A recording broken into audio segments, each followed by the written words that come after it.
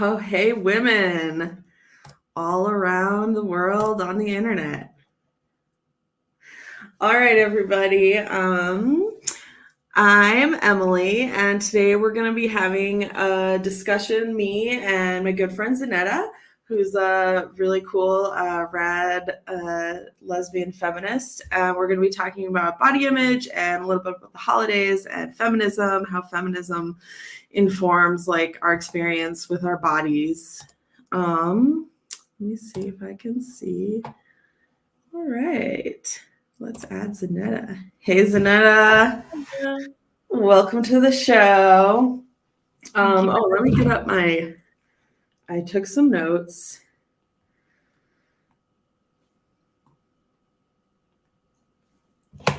All right. Let's see. When did we first meet? I think it was at We Moon. It was at We Moon, but I do not remember what year. Maybe 2020? Yeah, I think so. I think we met at a We Moon gathering that happened after I was no longer living there anymore. Because that after I moved off the land, I came back and came to like camping events like once a month for a while before I moved out of the area. Welcome women. Hey, women in the comments. Yeah, awesome. Hell yeah. I would love. Okay, so like my first question, like I want to hear from you. My first question that I kind of wrote down was to talk about like your first memory of being aware of your body. And if you wanted to like spin from that and tell just sort of maybe like, I don't know, your history, your life history of your body and how you live in this world and feminism and how maybe that has, changed or informed life with living in the world in a body because, we're not transhumanists. We know that we can only live in this world in the body that we're in. I don't remember the first time I thought about my body, but I do something that is a really formative memory sticking out in my brain. Is that when I was 10, I started tracking what I ate and writing judgments next to it. So it's pretty clear that from a pretty young age, my mom was associating good food, bad food, and judging for what we ate. Oh, And yeah. so that just definitely started a lifelong issue with that. What was the food like? Like, what kind of food were your parents making? Were you eating at home as a kid? Like,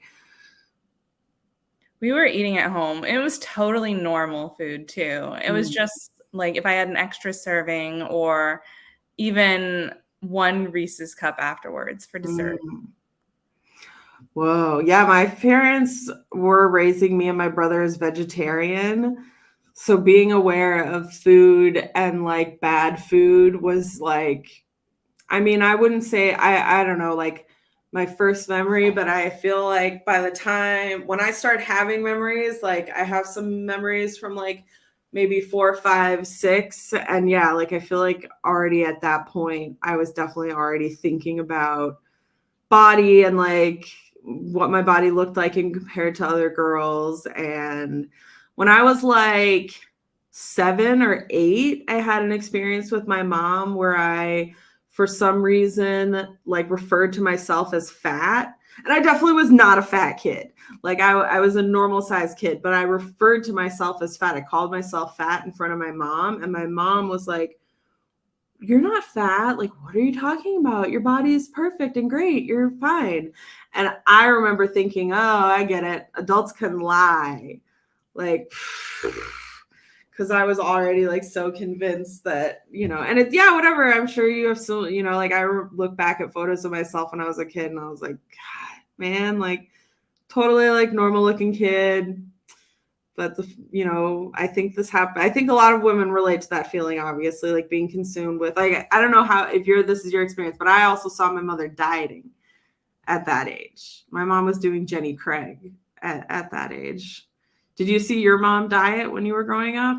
I don't really remember seeing my mom diet because she was always rather thin, at least in my lifetime. But she did have a high focus on appearance from a really young age. It was all about how we looked to other people and looking good, which included weight, makeup, clothing, all of that. But But when I was a like 8th grader, I think, my mom started bodybuilding and going to the gym and like actually competing in bodybuilding competitions. So it really started to affect me even more then.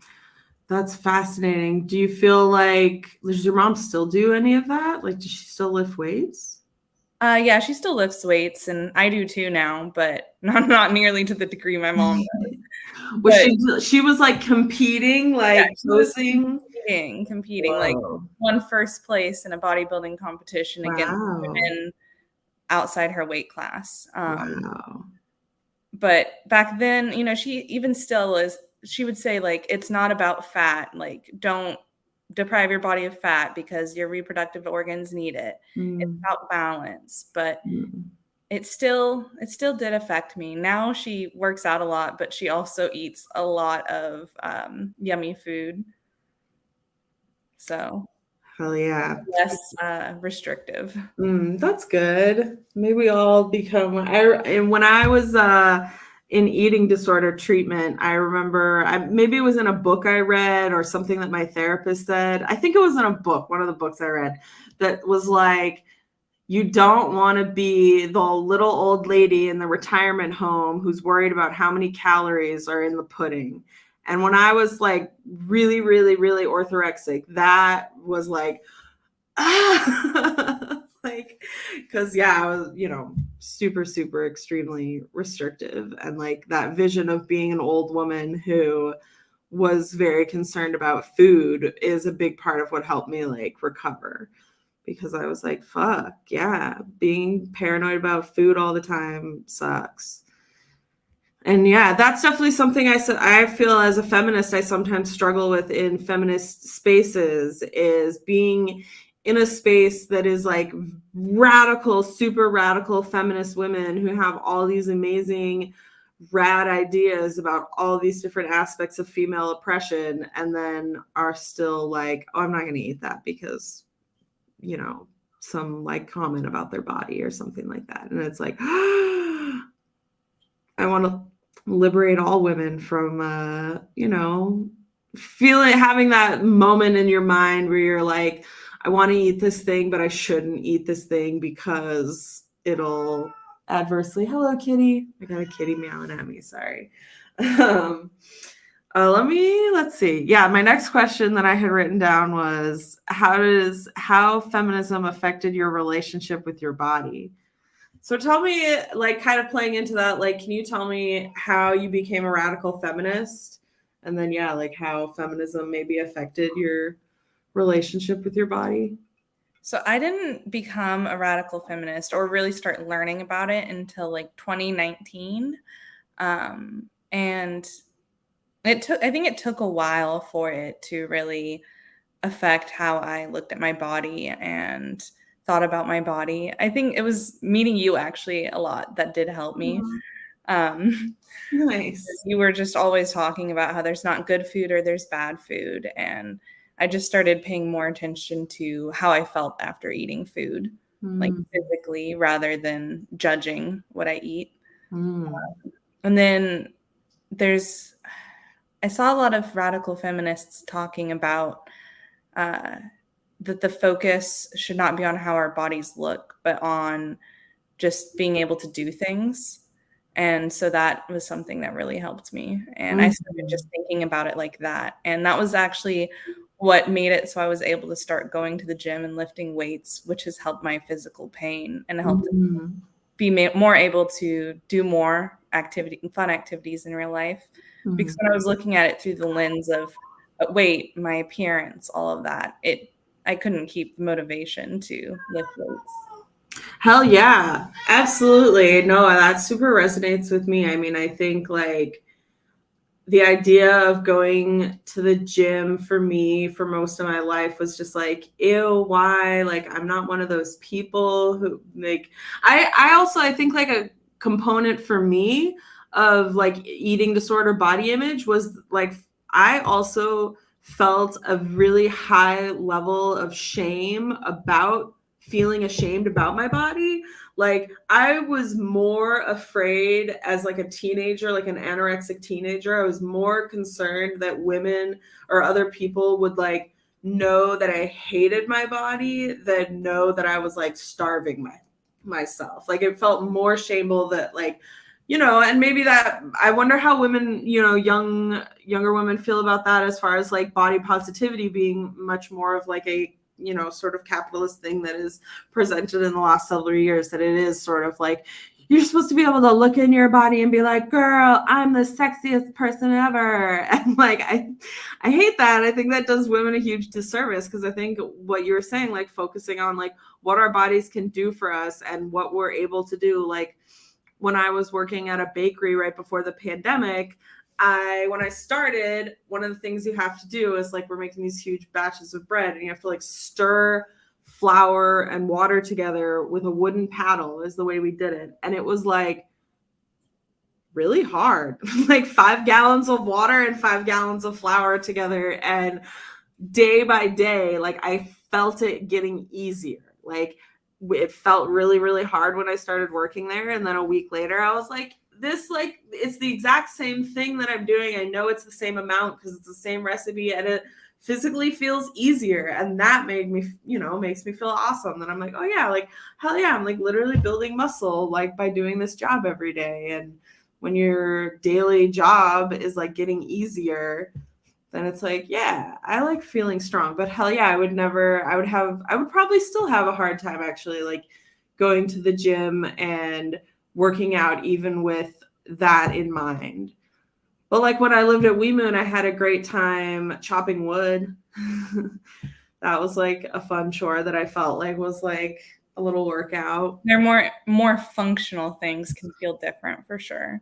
Definitely. I still like, and we have our triggers. Like I still like, I tried to do like an anti-inflammatory diet for my pain, but any kind of restriction, you know, is a trigger to the brain because for obvious reasons, like Totally. it's just not it's often not something that can be healthy if you've ever dealt with any kind of body image issues. Yeah, I was thinking about that this week. I don't know if you saw, there was an article on NPR talking about a potential federal ban on red dye 40, I think it is, like because California just passed a law banning it, and it's something that's like banned in Europe. And it's stuff like that for me, as someone that's dealt with restriction, you know, it's like not, you know, being like, don't restrict anything, let yourself eat anything, but then also being like, no, literally, I should probably not eat red sprinkles because like Europe says they'll give me cancer. Like that stuff is still really, really, like I work at a bakery right now and we definitely use products that have that in it. And like reading articles like that made me be like, oh, no, maybe I should not. Like it's really hard to find that balance between like this is a legitimate thing that they're saying can give you cancer, but then it's also like, well, in what volume over what time? Our bodies are pretty resilient in filtering out toxins. If you're having a little bit and it's, you know, your body can probably handle it. If you're maybe eating like 40 bright red cupcakes every single day, maybe your body can't handle it. That makes me curious if women in European countries have different experiences with orthorexia because their government is more, does more in terms of filtering out actually harmful substances in their food. It's not just anything with sugar is bad. Right. Oh my God. Yeah. I mean, I definitely think our American food system is a huge, huge contributor. And like I've definitely like seen this sentiment in lots of, you know, eating disorder support spaces, that it's like, how are you supposed to recover when you still live in the world that we live in? And that's like, yeah, because like, you know, especially that's sort of like what brought up this topic, was thinking about the holidays as a time when, you know, it's like there's increased food talk and there's increased diet talk and there's these tropes that are, you know, repeated and repeated and repeated that are very like normalized. I'm just going to answer, we got a question about what is orthorexia. So orthorexia, so most people know like anorexia is like not eating, you're like reducing your food intake with the intention, generally speaking, of like making your body smaller. And then like bulimia is like making yourself throw up. There's like lots of different kinds of eating disorders, and orthorexia is something that I think clinically they started using that word and identifying it in the 90s is when it first like became a thing that was recognized, but has become like way more prevalent now. And it's defined as the unhealthy obsession with healthy eating. So like for me, like when I was in high school, I was like straight up anorexic. I was 14 years old. I was like, one of my like catalyst, you know, everything had like primed me, right? And then I like didn't get asked to homecoming my freshman year, and a bunch of my friends did. And I was like, it must be because I'm fatter than all of them. I should stop eating. And that was like a clear thought, anorexia. I'm going to eat less food to make my body smaller. And orthorexia, in my late 20s, I was like having some health issues. And I was having stomach problems, and I went to a doctor, and the doctor was like, your health issues could be caused from eating these different foods. You should stop eating those foods. And so I like, you know, tried to reduce eating those foods. And then it just, over the course of a couple of years, spiraled into this thing where I was like not eating basically in the same functional way that I was as a high school anorexic, but it was different because I didn't think that I was doing it to make myself skinny. I thought I was doing it because I needed to as health. So that's generally like how orthorexia is, that it's like when you're you know, basically you're like restricting what you're eating, but you're doing it on the basis of like, this is going to be healthy for me. So I think this is like a huge, huge, huge, massive issue with women, young women, old women these days, that I think like, you know, in the 90s, like when I was growing up, my mom was doing Jenny Craig, and there was commercials for Jenny Craig and Weight Watchers. And it was very much like, you're fat, girl, lose all that weight. Like it was pretty explicit. Like I remember this TV commercial for yogurt when I was a kid, that maybe it was in the early 2000s, that had that song about like the itsy bitsy teeny weeny yellow polka dot bikini. And it was like, you better eat your skinny yogurt so you can fit into that bikini. And now I think what we see most on social media is like lifestyle, healthy. I'm having my green smoothie this morning, and that's all I'm having for breakfast is green juice, because health or whatever. And like functionally is very similar to anorexia. Anyway, that is what orthorexia is. Heather says 1997. That sounds about right. That orthorexia was identified. Yeah. It's like, I mean, I don't know how much time. I'm trying to stay off the TikTok right now. I don't know how much time you're spending on TikTok, but I see it on TikTok. What I eat in a day. So many videos of what I eat in a day that I'm like, oh my God, this girl, like that sounds like an eating disorder, you know? Do you find it hard being on social media and seeing stuff like that? I try to spend less than an hour a day on TikTok now, and my algorithm has changed a lot. But I used to see that often, and it was definitely something that sent me through cycles because like I have chronic illnesses, and I feel like I'm primed to be easily convinced that I can fix them with eating a different way. Totally. And when you have like restrictive tendencies, when you have obsessive tendencies, and when you're in a society that promotes both those things, there's not really a good way to totally restrict something without going into orthorexia. Right.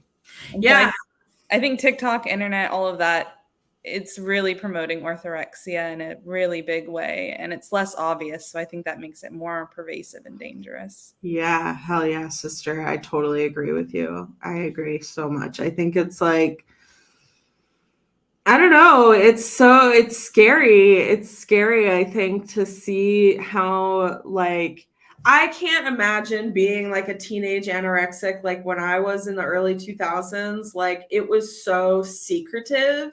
I wasn't telling anybody what I was eating in a day or how much I was eating. Nobody knew that but me. And I can't imagine being sort of like a public anorexic in that way, that I think there's like a lot of young women that are like, this is my lifestyle, what I eat in a day. And you're like, yeah, I mean, I guess whatever, the like old millennial in me is like, why are you telling people that? Oh my God. Like, at least when I was anorexic, I was ashamed. I don't know. Like but that's obviously my own bullshit complex of my own. Like, but yeah, I don't know. It scares me. It scares me how, I mean, whatever, we dealt with this, this was also a thing in the early 2000s of I would see magazine articles with celebrity interviews talking about their diets. And I think it's the same thing today where you can have a magazine that's like, oh, here's a very healthy, normal day of eating. And it's like 1,200 calories, which is not a calorie amount for an adult. Fuck yeah. Okay. Tell me about a childhood comfort food of yours that you still enjoy today. Can you tell me yours first while I think? Macaroni and cheese.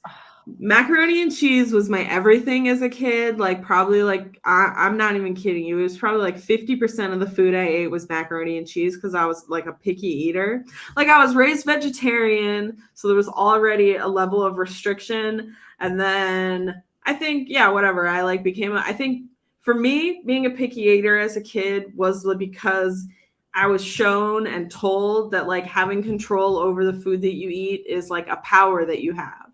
And that is how you have power in your life, is by controlling the food that you eat. And I totally internalized that and became a very picky eater as, whatever, I think that there's something when you're living in a big, scary world and things are scary and changing, there's something incredibly comforting about having food that tastes exactly the same as it did last time, that you like, that is going to taste good and is going to feel, satisfying.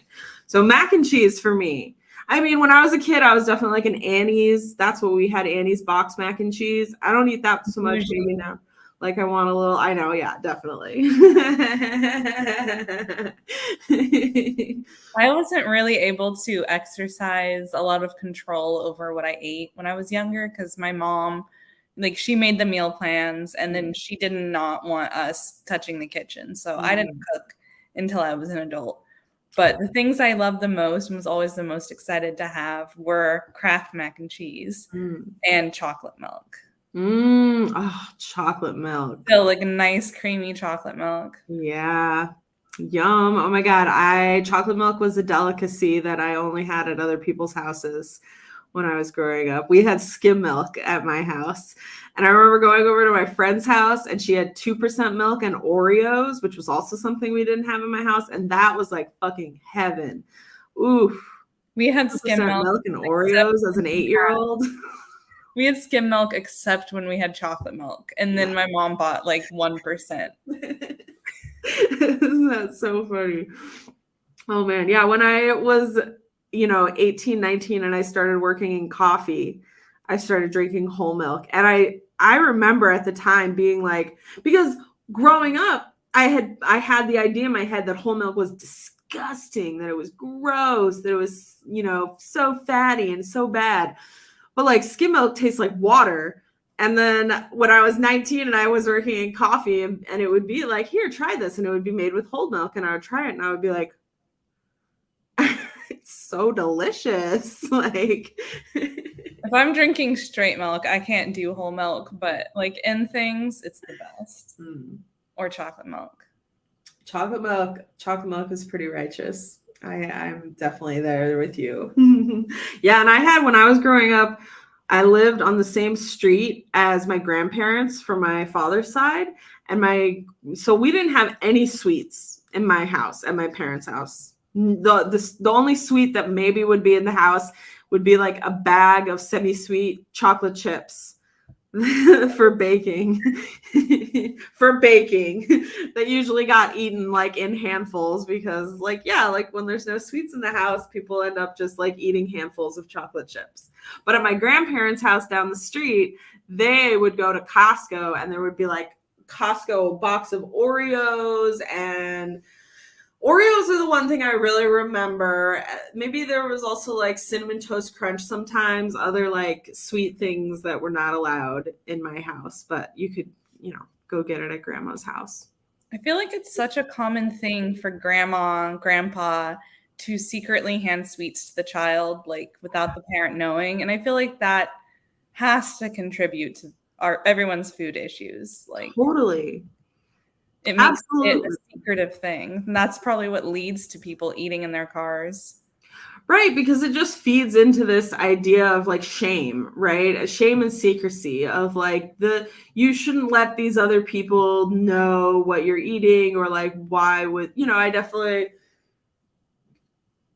have a lot of strong opinions about the fact that my parents chose to raise me and my brothers vegetarian. I don't think that it was like a choice that was based in, I think when I was a kid, I kind of was like, we are vegetarian because we're like good people. We care about animals, kind of like. It was a very like vague idea though, because now as an adult, I'm like, oh, well, we were vegetarian because my mom was vegetarian, and my mom became a vegetarian for maybe a lot of reasons, but definitely under the guise of health was a big part of it. And when she stopped being a vegetarian, it was also about because she had like read a book that was like, she read Eat Right for Your Blood Type, and it told her that she should start eating meat, and so she started eating meat because the book told her to, which is so funny. Yeah, I remember when my mom started eating meat, and I was like, what? My mom is eating meat? She hadn't eaten meat in like 30 years. Wow, that can make you real sick. I mean, listen, I didn't eat meat until I was 18. And I mean, I would say the most profound impact of being raised a vegetarian at that time period was like a real big feeling of isolation. I felt very isolated from other kids with food. Like, because I was already, what came first, the vegetarianism or the picky eating? Like, I was a picky eater, and that totally, because of, we have like vegetarian options. A lot of time, the vegetarian option is like, oh, we've got ham and cheese sandwiches, we've got turkey and cheese sandwiches, and we've got a veggie sandwich. And I was like, I don't eat vegetables. And so then I was just like, even more like, there's nothing for me to eat, which poor little Emily. I don't know. Like, it's definitely, I feel bad for kids these days that are being raised on the internet and being raised with parents that are, I don't know, doing health kicks from TikTok, I guess.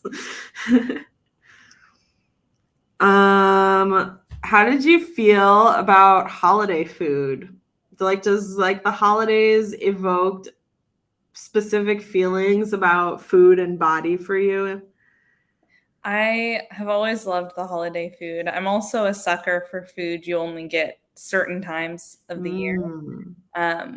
But I also feel like that was the time we got the most of like good food. And so I would overstuff and then feel bad about myself because I was like uncomfortably full. And then everyone is always, like you said earlier, making those comments about like, oh, I really shouldn't have another cookie, or oh, gotta go take a walk after dinner before I can have dessert, and like those kind of things. So it was always a combination of like feeling good and bad about food. Yeah. Oh my gosh, definitely. Yeah, I think I don't know, it's so ingrained in our culture. I feel like this of especially what you're saying about the holidays and like overeating at the holidays being like so, that's just like what it is. That's what, I don't know, it makes me think of like growing up watching the TV show Friends, and that Thanksgiving episode where Joey puts on Phoebe's maternity pants so that he can eat more. I don't know if you're if you watched Friends, if you know what episode I'm talking about, but it's like a man putting on women's maternity pants so that he can like fit more food so that he doesn't like, because when you're wearing jeans, it's like uncomfortable. It's like, and that was like funny. That was hilarious because of course, like everybody's, you know, eating and eating at the holidays. That's what we do. I know you, okay, so you already kind of talked about this, but we both share, neither of us learned how to cook until we were adults. What was your experience of learning how to cook? So I wasn't quite an adult, but I started living alone when I was 16. And I still cannot handle the smell of top ramen. It makes me start gagging because I just ate excessive amounts of top ramen and thought I was being clever when I fried it with eggs and broccoli. So that was largely the beginning of my experience. And then for years, I just made like microwavable food and food that didn't really make me physically feel good. I didn't really start making homemade food until the last few years. And it was when I started being interested in cooking for someone else that I started putting in the effort to learn how to cook, which is a whole thing in its own of like, why not put in the effort for yourself to have satisfying food that makes you feel good? Hell yeah, that's totally, you know, a woman, like, I feel like that's such a woman's experience of like caretaking. You know, it's easier to care for someone else and cook for someone else than to care and cook for yourself. Big time. That, yeah. What about you? What was your experience like? Yeah, I didn't learn how to cook until I would really say like my mid 20s because I moved to New York City when I was 19. And the only thing I knew how to cook when I was 19 is like boxed macaroni and cheese, or maybe I could like make spaghetti and put like a tomato sauce on it. That was like, that was really the extent of like my cooking skills at 19. And I lived in New York, so I didn't need to cook. I just always ate out. I would like eat 2 bagels a day. A lot of the time was a 2 bagel day. And so it's funny for me because like when I started learning how to cook as part of my orthorexia, because I became very paranoid about, wanting to eat healthy food, and I didn't eat healthy food. I was still a picky eater. I was still like a cheese, and I expanded my preferences a little bit, but still was on a very restricted diet. And yeah, so I wanted to learn. Have you heard of the Whole30? Are you familiar with that I diet? tried that at one point. Yeah, I was living with my whole family at the time, and everyone in the family was doing it. It was like my dad was going out of town, and everyone else in the family was like, we're doing this. We need to do this. We're all eating unhealthy. We're all,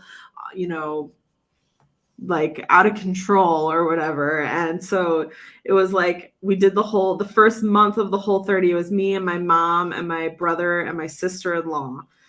And the kids were still, my nieces and nephews were eating normal kid food. We didn't make them do the Whole30, thankfully. But yeah, it was like, that was like the first catalyst of like learning to cook because my family was doing the Whole30. And I have a memory of a meal that I cooked during that where it was like, because neither of my parents have a lot of, they can cook a bit, but not like I don't know, I was cooking a meal that involved like steak. It was like meat and vegetables, and I had never cooked meat before. And I just like followed the instructions in the recipe, which were bad instructions, and way overcooked this meat. It was like jerky. It was like so dry and so tough and so nasty. and I still am not a huge meat cooker. I mean, I can like cook myself a hamburger and maybe some meatballs now, but yeah, for me, I had to stop cooking for a while because it was confusing, and like I felt like I could only I'm going to answer this question.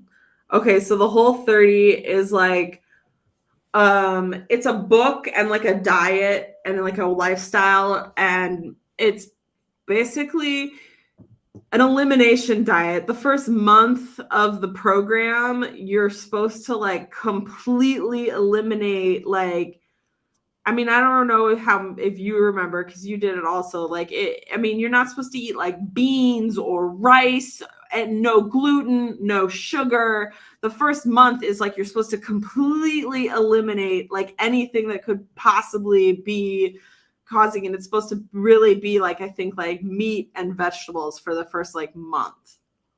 And then, I mean, the theory behind it, as far as like finding food sensitivities, the theory I think is what gets people in, because it sounds like a really sound theory that you're like, oh, if I eliminate all of these things and I'm only eating these things that I know are not causing any issue, and then I add in beans, and then like beans make me feel horrible, then like beans are bad for me. So I like, that made so much sense to me when Whole30 was introduced to me. I was like, oh yeah, like, because I was having stomach issues. I was having really bad stomach issues that later, only a couple of years later, I found out was actually a bacterial infection in my stomach called H. pylori. It was not like caused by food. But yeah, like it sounds like a great theory. You're like, let's figure out what actual foods work for my body instead of just like eating whatever. But that first month of complete restriction and then the slowly adding back is like, you know, forced anorexia, forced orthorexia at an extremely high level. And yeah, just like a really extreme and isolating diet. If you can't go out to eat with people, if you have to pack every single meal and snack. And it was also incredibly expensive. I mean, I don't know I'll be curious to hear what your experience with that, because I did the Whole30 when I was living with my parents, who were like, I remember the first grocery shopping trip I went with my mom. We were like, took everything out of the house and went to Whole Foods and spent like $400 getting the Red Boat fish sauce, which is like the only fish sauce that doesn't have sugar in it. And it costs like $50 a jar and stuff. Like what was your experience trying to do Whole30? Financially, I did more like of the homemade stuff, and I got some skills and recipes out of that I'm happy to have, but not really worth the anxiety. Yeah, totally. But like, it wasn't that expensive for me because I'm a Winco shopper. I just like shopped in the bulk section and all that. But hell yeah. Were you able, like, did you find that Whole30 was accessible to you? Financially, yes. And it's like, I do think the idea of the kind of like take things out, add things back in makes sense. And it's something that doctors do want people to do often with like stomach issues. But at the same time, it's one of those things that can really easily trigger more serious issues in someone that will end up hurting their health more. Or like, you know, like in your issue or in your case, it just ignored the real issue, which was a bacterial infection. Yeah. And I had a doctor actually tell me that she didn't want me to keep doing I was doing the anti-inflammatory diet. And she told me she didn't want me to keep doing it like 100%, that she wanted me to just like do it 80% because she thought it was unhealthy mentally. And she felt bad that she had prescribed people to do that in the past. Wow. Wow, that's pretty amazing that you had a provider be, you know, have that kind of candor and that honesty. I feel like I was listening to a podcast the other day that had a guy who used to like prescribe diets that now is like an anti-diet person. And he talked about like the guilt and shame he felt for feeling like he had put women on the path to an eating disorder with his, you know, prescribed diets. That's pretty cool that she was like, you know, maybe pull it back a little bit. That's great. Do you feel like you have good care team people who are down with, because I think that's like a big thing women struggle with, right? Is like if you're going the anti-diet route, if you're like, hey, this hasn't worked for me in the past, it can be extremely hard to find providers who are also in that mindset, because medical school is like fat bad. If someone's fat, tell them to lose weight. And they all walk out of medical school or dietitian school like with that kind of training. I think I do have a pretty good care team now. Like, they don't try to push like hardcore diets. They say you should do things like 80-20 because it's better for you mentally, and mental stress affects the body. Awesome. And my one provider that even mentioned like how losing weight can help with a certain thing. She was very careful with how she presented it, and she took maybe 10 seconds and just said, like, I want you to know that this isn't like any kind of intense thing, but some people do find benefit from losing like a little bit of weight. And she's like, but you would need to do it like healthy, just focus on like blah, blah, blah. And I appreciated that. And then she just went straight on from that into like actually doing other things to help with the issues. Nice. That's awesome. I'm so glad that you found like a good team. One dude, a neurologist, even not even a like primary care, that told me I should lose a pound a day. And he told me like a specific diet, the South Beach something. Oh. And I was like, but isn't that unhealthy? I thought that like in order for our organs to be okay, you're not supposed to lose more than 2 pounds a week. Like, even like people that are 600 pounds can't lose 7 pounds a week unless they're, you know, like in the hospital. That's dangerous. And he's like, I'm not your father. Don't fight back.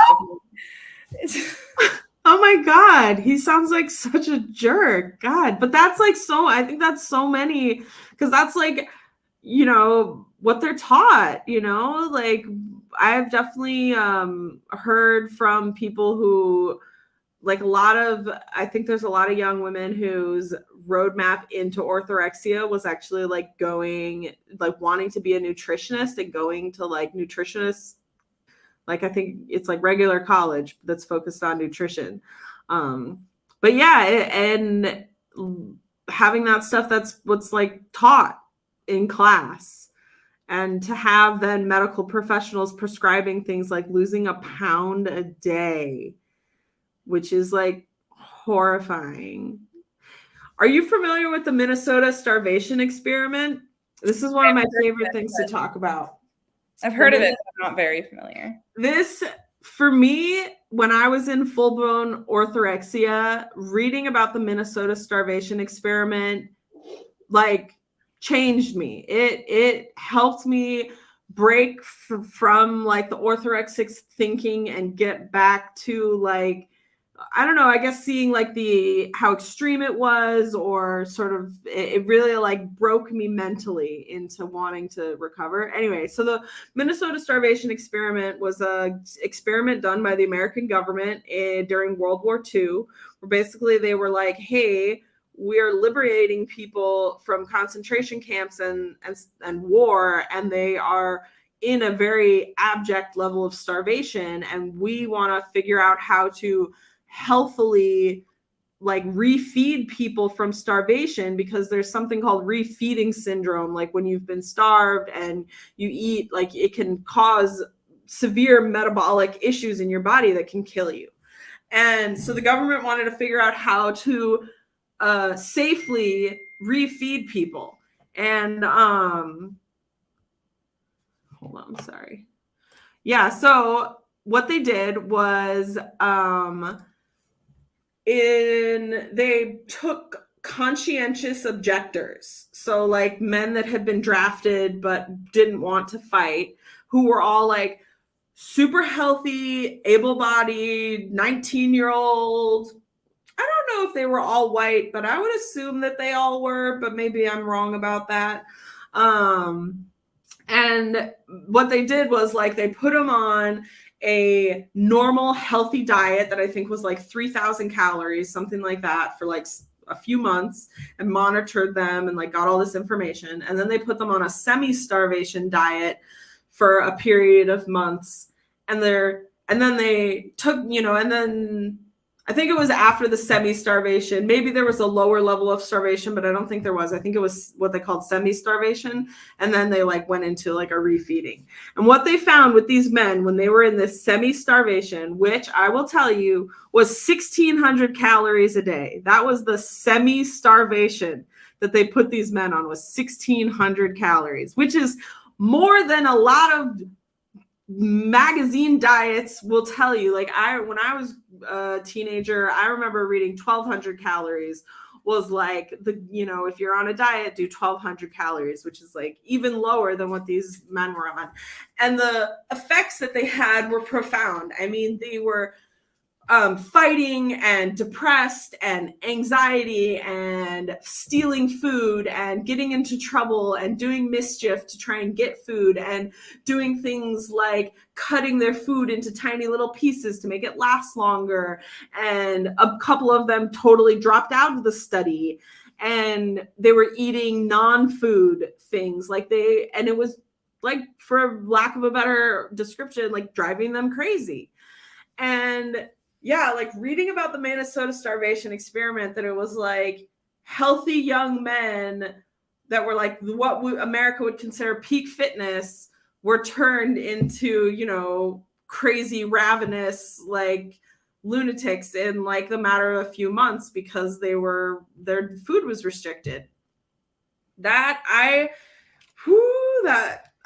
love telling people about that, because I think hearing 1,600 calories, and when you really read about the effects that these young men were put under, it's like it gives me perspective for when I see things in the media that are like someone being like, here's what I ate in a day when I'm a college athlete, and here's how I stay healthy, and here's my day of 1,800 calories. And it's like, ooh, is that but then I'll, depends on height and exercise, but still. Right. Well, because then the other thing, everybody's body is different, and all of our bodies have different needs, and our bodies have different needs day to day. If you're doing more activity one day, you need more calories than on a day where you're not doing a lot of, activity. But yeah, it's such a hangry thing, and the characterization of women on diets being like angry and snappy and all of that, and the way it's kind of made fun of. Yeah. I feel like if it was a men majority thing, that wouldn't be right a thing. Right.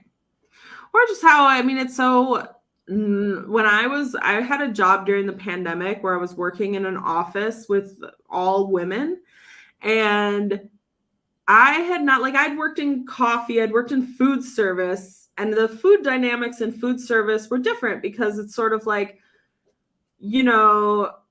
I don't know, at least in my experience, you're like eating a lot of the food that is free to you. And that makes sense to everybody because they're like, it's free and we're poor. We're going to eat 5 croissants a day, not 5, like 3 croissants a day, because it's what's there. I used to take home like bags of croissants at one point I just had a freezer full of plain croissants because I was like, they were all going to be thrown away and I should eat them, or I'd turn them into bread pudding or do something with them. And when I worked in this office setting with these women, it was this, like, I feel like I had heard about like female office food dynamics, but I hadn't experienced it. And it was like, I remember, just the casual talk of like, that's too much, or like they had free snacks in the break room that were like packaged snacks. And then there was also like this, like, did you have a Pop-Tart? Oh, did you, like have one of those candies, something like that, And I remember a day when I had brought a croissant from home. It was like a leftover croissant, and I toasted it in the toaster, made it nice and warm, and was eating it in the break room by myself because it was COVID, so you could only have one person in the break room at a time. And I could hear them talking, and one of the women came over into the break room and was like, are you eating a croissant? You're making everyone in the office hungry. I was like it was so wrong and bad of me to have a delicious smelling food because it was making everybody else hungry, smelling that delicious food existed. That's wild. Yeah. I think even once you're into radical feminism and, you know, reversing your ideas of body image, it can still be difficult to get that kind of stuff out of your brain.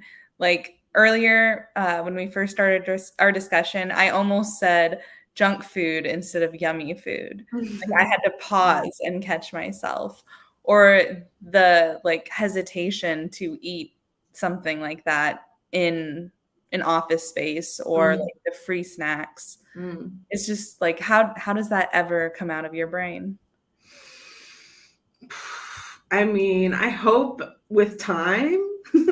I have faith that with more time, more, yeah, because if you really look, and maybe this is true for you if you think back in your own history, but I know for me, if I can look back and see a very measurable difference of how I've changed. Like when I was really anorexic and when I was really orthorexic and my body dysmorphia was at its absolute worst, like when I was at my thinnest was when I hated my body the most, when I had the most hatred for my body. And I remember what it felt like to look in the mirror and like think that I was fat, but have measurable evidence in front of me that not only was I not fat, but I was thinner than I'd ever been. Like when I was going through this, I had, like, I'm a sewer. I can alter my own clothing. So I got into this thing where I would put something on and it would be too big. And I would put it in a pile of these things are too big. They need to be altered. And then I had a day where I was getting ready for work and I was like, where the heck are all my clothes? And they were all in the pile of like things that needed to be altered. And I was like, how is that possible? When I look in the mirror, all I see is fatness, but none of my clothes fit. And these are the smallest clothes I've ever worn. How are these two things possible? And like, that is profound to think back at that time, because when I look in the mirror, I don't feel that way. And like, I was so thin then and all I saw was fatness, and I am fat now. And now when I look in the mirror, I'm just like, that's what I look like. I don't have feelings so much. I mean, sometimes maybe if I'm like getting ready for a job interview, or I'm not saying that I don't ever have negative thoughts about the way I look. Sure. I'm more just sort of like, I don't know, I'm like a fat, ugly lady now. And that's like what it is. And I'm okay with it. And that is so different than how it was maybe a decade ago for me, where I would look in the mirror and just be like, ew, I hate it. I look so ugly. This part's wrong and this part's wrong. And so I think with the thinking, it's the same thing, that I think with more time in a healthy setting, in a positive setting with other women, that those things will become, it'll be less like I have to catch myself before I say it, like in the same way of like, calling it junk food or calling it yummy food. I would say, like, as a feminist, I'm trying to like eliminate the bitch word out of my language. And that, comes more easily at times than others. And I do, I think it's a process. But yeah, I mean, it's like, I don't remember what feminist said that, who's the feminist who has the theory about the ever watchful patriarchy that lives in our mind? Like that, because that's what it is. It's like the enslavement of our minds. This is like, I know, whatever, women talk about this all the time, that is like such a true enslavement of our minds, that like just thinking about food and our bodies and like all the things. I do have more time and more creativity in my mind now that I'm not thinking about how shitty my body looks all the time. Like, definitely. I feel like it's a lot easier to go into body neutrality versus body positivity. Yes. Do you think the body positivity movement has like harmed? Yes. I think for me, trying to go from body hatred to body love was impossible. It didn't work for me. It didn't, for me, my route out of orthorexia was like, I was in an eating disorder clinic. I was doing outpatient treatment. I hated my doctors. I thought they were all wrong. I knew that I was sick, but I wasn't ready to get better because I still thought they were wrong. I thought they were wrong and they were trying to get me to eat bad, unhealthy food. And at some point, maybe in a combination of the books I was reading that were sort of like anti-diet, body positivity, I got to a point where I remember one of my doctors being like, it doesn't matter what you eat, you have to eat. Doesn't matter what it is, it has to be something.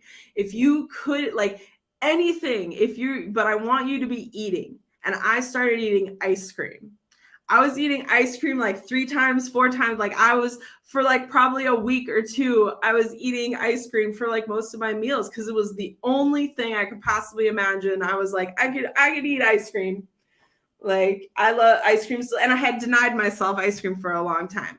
But I think it's also, like, I also like left my care team because I was mad at them, and then got lost in a very long, winding recovery period because I didn't have a care team, and I was doing things like eating ice cream for every meal for a little while.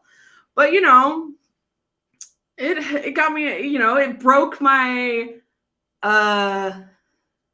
like fear of food, and like, it's the bad food, you can't touch it. And now, like, it was a big deal for me at a certain point where I was like, I could have sweets in my house that I didn't immediately like consume the entire package. That it was like, I can eat some now. The categorization of things as bad makes it a lot easier for people to go into binge periods. Yes. Instead of just being like, oh, well, I had a taste of that. I've had enough now. I'm full. I'm good.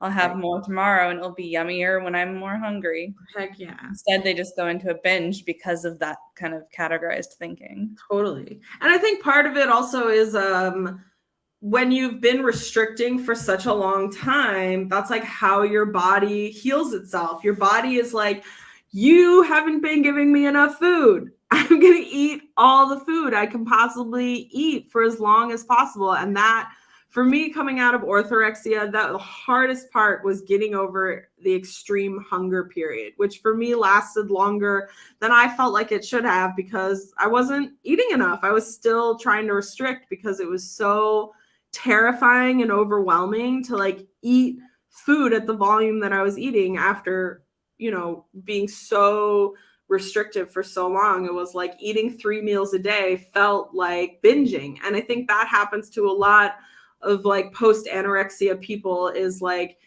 your idea of what is a lot of food is so skewed. Like, when I was in treatment, I remember telling my therapist, like, I'd had an experience where I had like one of my big foods at the time was like a roasted sweet potato. And so I had roasted a sweet potato and eaten it. And then I felt really, really hungry as soon as I finished eating, which is what happens when you're not eating enough. And my therapist was like, well, you didn't eat a lot of food. You only had a sweet potato. But for me, I was like, what are you talking about? That was so much food. I ate an entire sweet potato. That was a lot of food. But it's like, people usually have a sweet potato and vegetables and cut of meat. Right. Yes, exactly. Okay, before we hop off, because we're going to keep this one a little short, the one last thing I really, really want to talk to you about is the Taylor Swift music video where she, in Antihero, she changed one of the moments after complaints from people. I would love it if you would like explain what happened, and we can talk about it. So her music video was all about how she is like the anti-hero. She's not all she's chalked up to be. And there's kind of like the performance Taylor and the regular Taylor. And the regular Taylor gets on a scale, and the scale just displays the word fat. Well, the performance/evil Taylor is behind her looking in the mirror. And people threw a fit on the internet and said that she was being fat phobic by writing that. And she so quickly, almost like she expected it to happen, took the word fat out and just left the scale. And I thought that was just absurd because she was displaying an issue that she struggles with. She's talked about her issues with eating disorders before. And the idea that only fat people can talk about being like afraid of being fat is just kind of absurd to me. Like, if anything, that does not help with eating disorders, just contributes to them. Heck yeah, I completely agree. I felt like I felt like the change in the music video completely like destroyed the meaning that was meant to be in that moment, because in my interpretation, it was her looking at the scale and having sadness in her face because it said fat. The scale is telling me no matter what number it says, all it says is fat. And she's like, ugh. And then Performance Taylor is like shakes her head like no, implying that what the scale says, like the scale saying you're fat, is wrong. And when you take out that moment of seeing that the scale says fat, it looks like Performance Taylor is being like, yeah, girl, the number on that scale sucks. That's how I felt it. I felt like it like made it say exactly the opposite of what that moment was supposed to say. I was like really crushed when that change happened. Yeah. And if all women can't talk about their experiences with like eating disorders and body image and the fear of being fat, which is hoisted onto all of us, regardless of our size, then there's just going to be some women left behind. And that's not really right. And it's a powerful representation. Like, absolutely.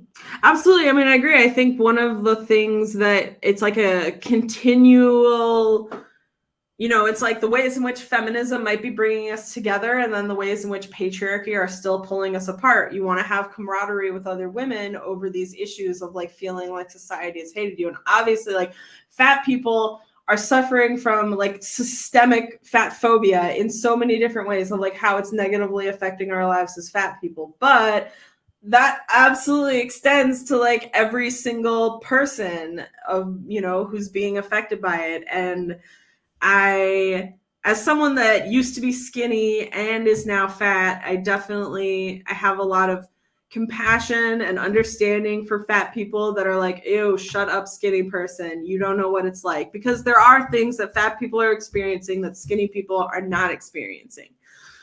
But yeah, like, I don't know, like when I was in my recovery at a certain point, I was wanting to seek out like body positivity spaces. And I wanted to be basically like around fat people who were loving their bodies. And I felt like that was going to help me. But I also felt like there was a couple of, get-togethers and things that in my area that were like geared towards like body positive fatness. But I was like, I'm still too skinny. I'm not allowed. I shouldn't go to these things. People are going to be mad at me if I show up because I'm still thin right now, and they're going to feel like I'm not supposed to be there. And so I like didn't go to some of these things that probably would have benefited me, but maybe it would have made some fat people uncomfortable if I was there trying to like talk about how much scared. Like, I get that, obviously. Like, the way that the body positivity movement kind of divided is just wild to me. Even with people who are actually fat, like there is still this division of like, oh, you're fat, but I don't remember all the terms. There's like small fat all the way to infinite fat. Yes. And so like people will act that way even to women who are size extra large, 2X, because they're not a 6X. And it's just like, I think I agree. It just divides us more. It's an understanding that some people are going to have a different experience because they're more or less fat, but like taking away their voice or their space in a community meant for all women is just kind of absurd to me. Absolutely. Or yeah, I remember reading a Reddit post recently that was like about kicking, kind of like, I think it was like, if I'm remembering correctly, it was like kicking a thinner woman out of like a support group because it was like, this is not your space, this is for us because we have this pain. And it's like, man, like that skinny woman has the same pain. Like she's not going to have all the same experiences. But I think that's one of the most horrifying thing is like, when I look back at photos of myself from high school when my anorexia started, it was like, girl, you were already skinny. But by 2001 standards, I wasn't skinny. Like, that's what's so fucked up about it is that, yeah, absolutely. In the year 2001, when I started restricting, the size of my body in People magazine would be considered fat.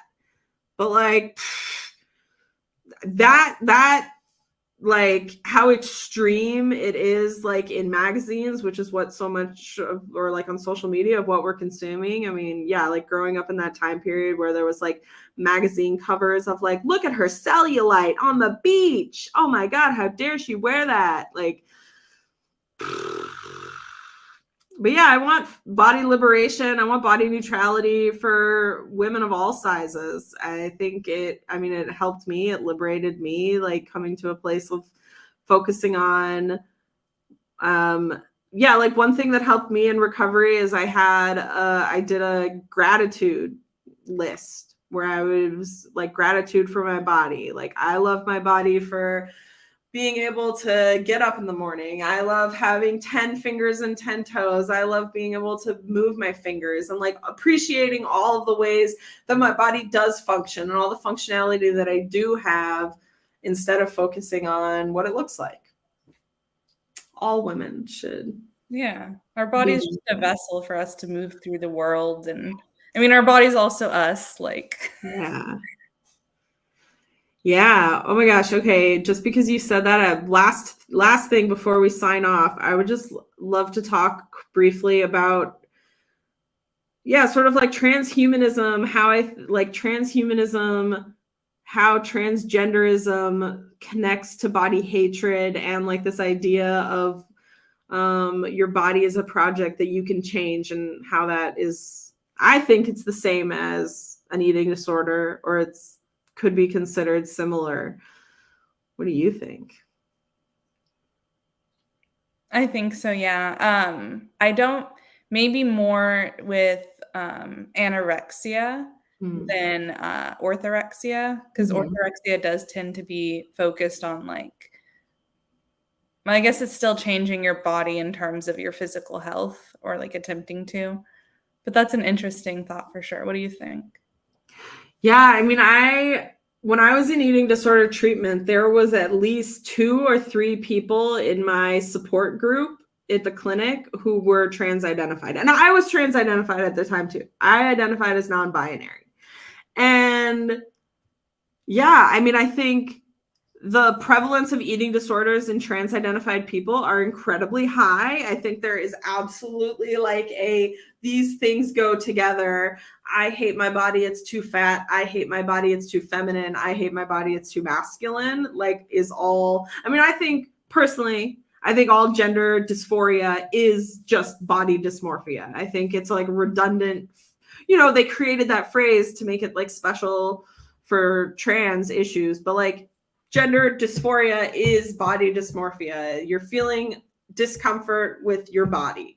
And the reason, it's because I'm supposed to be in a woman's body, I'm supposed to be in a man's body, as opposed to I'm supposed to be in a thin body, I'm supposed to be in, a more muscular body. Like, I think those totally are the same. And I think it's like pretty horrifying to think about this, like this transhumanist future where you're gonna like go into a surgery factory that's gonna, I wouldn't see a difference in, I mean, I don't know how doctors differentiate, and I'm sure a lot of them don't with their trans patients, of like, well, this person is saying that they don't like, she says that her hips are too big and it makes her dysphoric because she wants to look like a man. So maybe we can do liposuction on her hips to make her hips smaller.